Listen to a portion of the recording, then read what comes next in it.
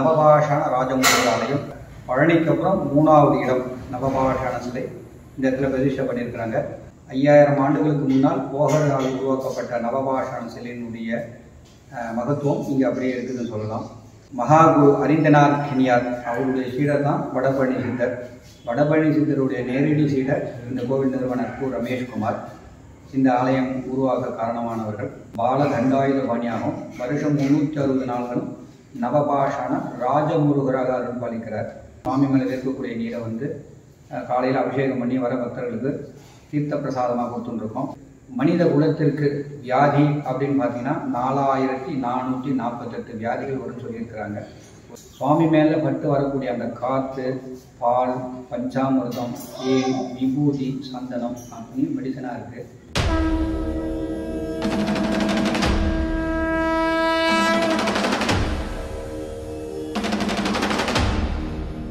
அனைவருக்கும் வணக்கம். ஆலயவோம் சேனலுக்கு உங்களை அன்புடன் வரவேற்கின்றோம்.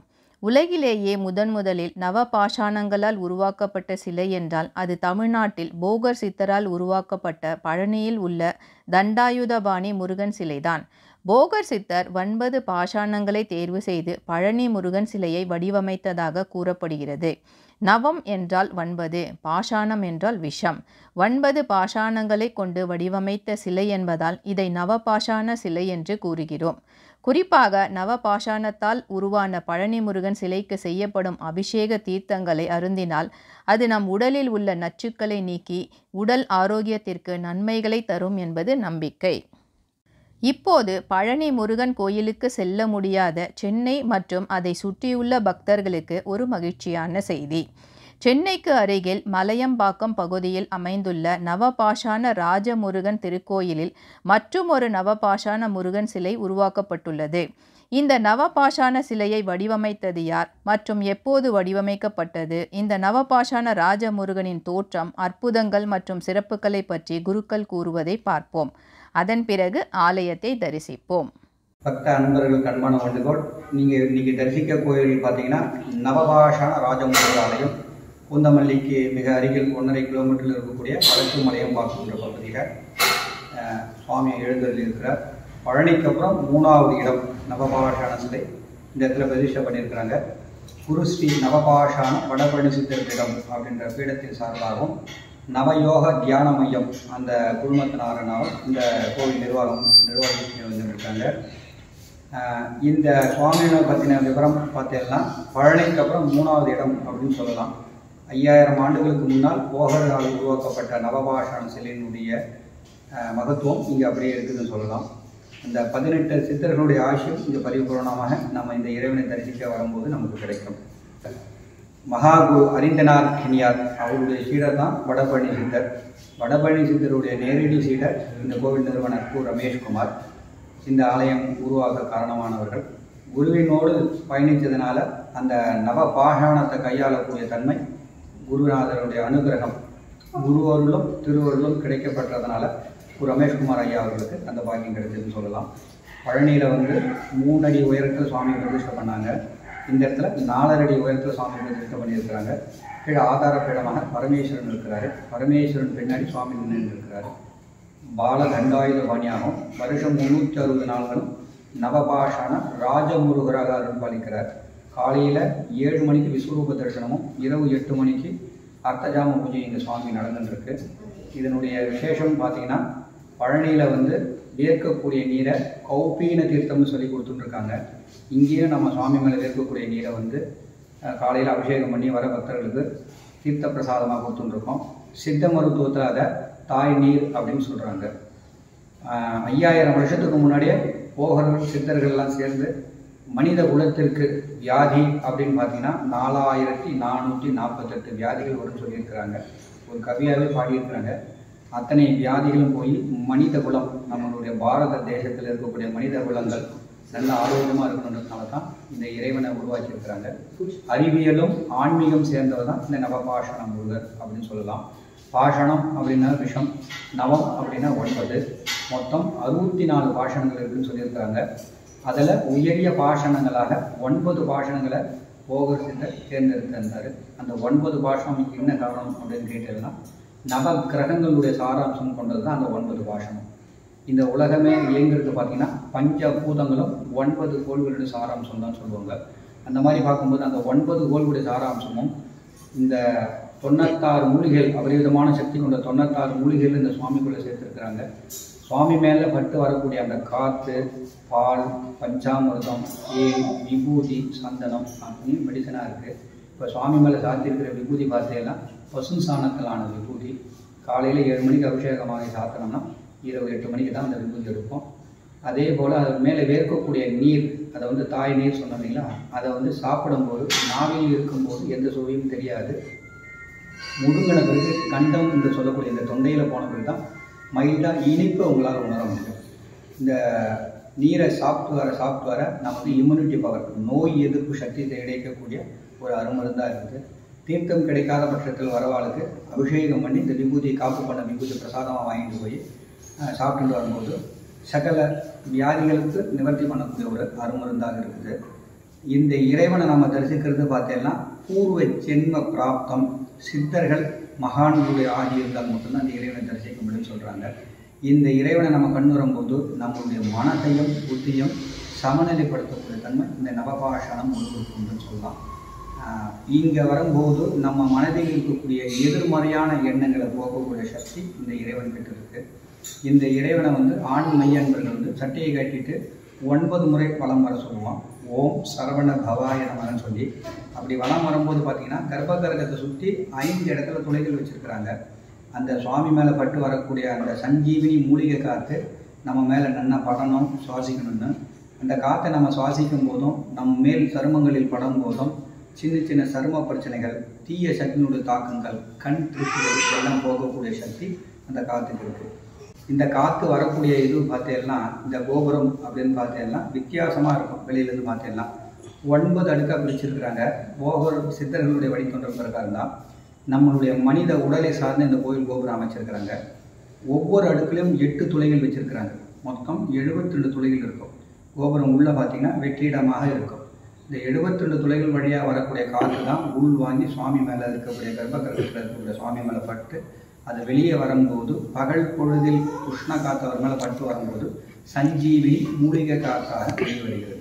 இதே காற்று வெளியே காலம்புற பிரம்ம முகூர்த்தம்ன்ற நேரத்தில் வரும்போது அவர் மேலே படும்போது நமக்கெல்லாம் எப்படி வியர்க்குமோ அதே போல் முத்து முத்தாக வியர்த்திருக்கும். அதை தான் சித்த மருத்துவத்தில் தாய் நீர் சொல்கிறாங்க.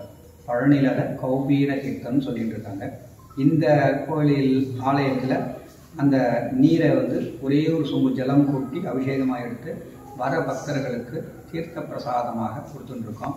அதை சாப்பிடும்போது அந்த சுவையை அந்த சுவையை உணர முடியும். தொண்டையில் போன பிறகு தான், கண்டத்தில் போன பிறகு அதை உணர முடியும் அப்படின்னு சொல்கிறாங்க. என்ன மனசில் உத்தேசித்து இந்த கோவிலுக்கு வரமோ அதை ஸ்திரமாக தீர்க்கமாக கேட்கும்போது அனுகிரகம் பண்ணக்கூடிய இடத்துல இந்த இறைவன் இருக்கார். இந்த இறைவனை நம்ம கண்ணூற்று தரிசிக்கும் போது வாழ்வில் நாம் 3 விஷயங்களை பெறுகிறோம்.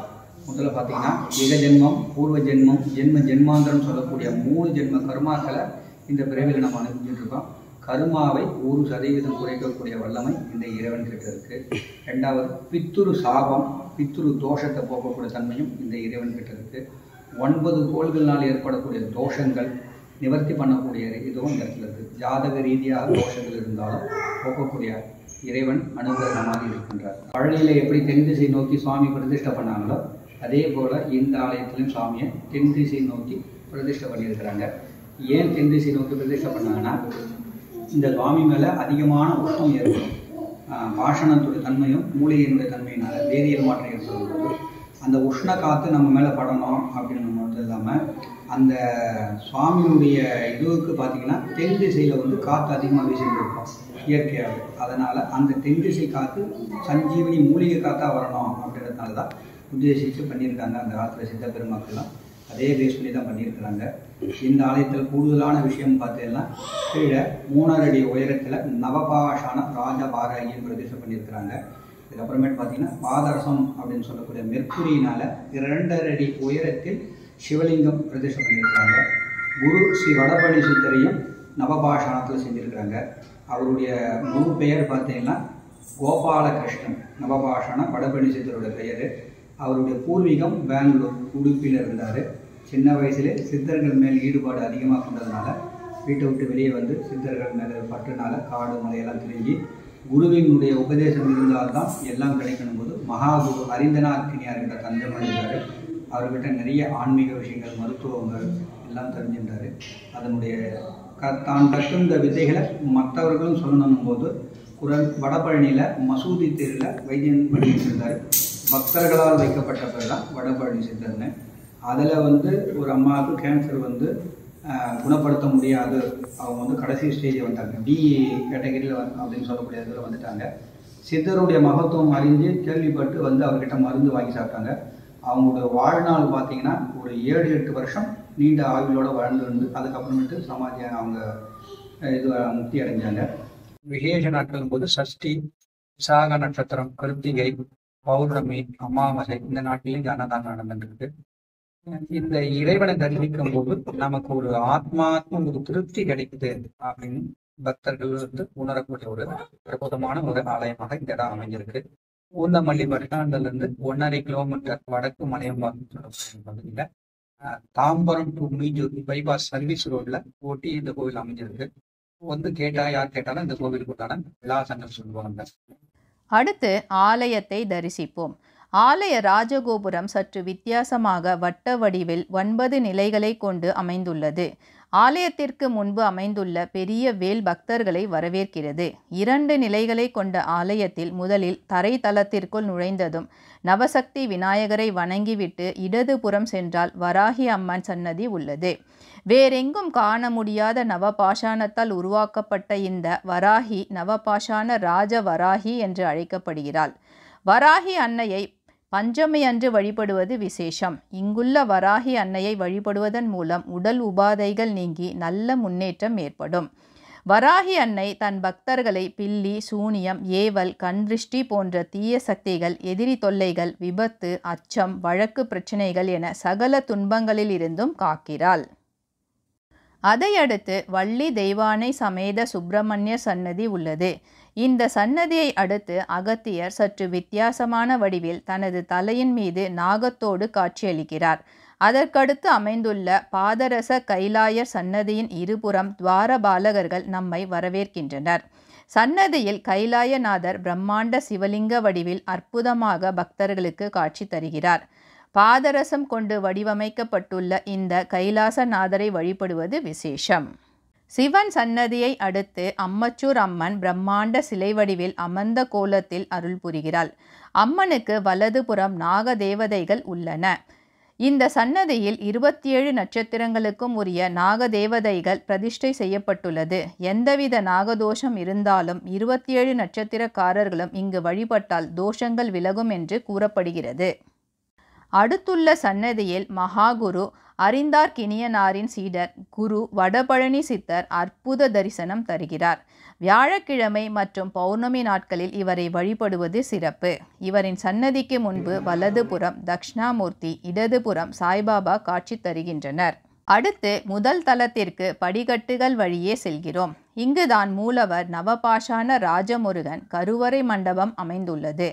தெற்கு நோக்கிய கருவறை மண்டபத்திற்கு முன்பு இடும்பன், கடம்பன் எனும் துவாரபாலகர்கள் உள்ளனர். கருவறை சன்னதிக்கு நேரெதிரே அவரின் மயில் வாகனம் அமைந்துள்ளது. கருவறை சன்னதியில் மூலவர் நவபாஷாண ராஜமுருகன் தெற்கு நோக்கி நின்ற கோலத்தில் அற்புத தரிசனம் தருகிறார். மூலவரை உற்று கவனித்தால் சிறு வியர்வை துளிகள் முகத்தில் இருப்பதை காணலாம். இவருக்கு பால், சந்தனம், பஞ்சாமிர்தம், விபூதி, தேன் மற்றும் பன்னீர் அபிஷேகங்கள் வெகு விமர்சையாக நடைபெறுகின்றன. கருவறை மண்டபத்தை பக்தர்கள் 9 முறை சுற்றி வந்தால் எல்லா விதமான நவகிரக தோஷங்களும் நீங்கி அவர்களின் வாழ்க்கையில் சிறப்பான முன்னேற்றம் ஏற்படும் என்பது நம்பிக்கை. பிரார்த்தனை சிறப்பு. செவ்வாய் கிரகத்தின் அதிபதி முருகன் ஆவார்.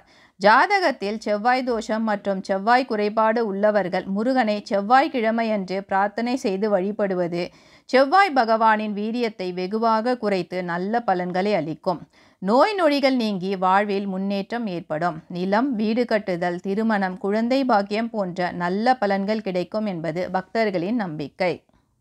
வியாழக்கிழமை அன்று பிற்பகல் 1 மணி முதல் 2 மணி வரை உள்ள குரு ஓரை நேரத்தில் பக்தர்கள் வடபழனி சித்தருக்கு தங்கள் கைகளால் பாலாபிஷேகம் செய்து தங்கள் பிரார்த்தனை கோரிக்கைகளை சித்தரிடம் கூறி வேண்டிக் கொள்கின்றனர்.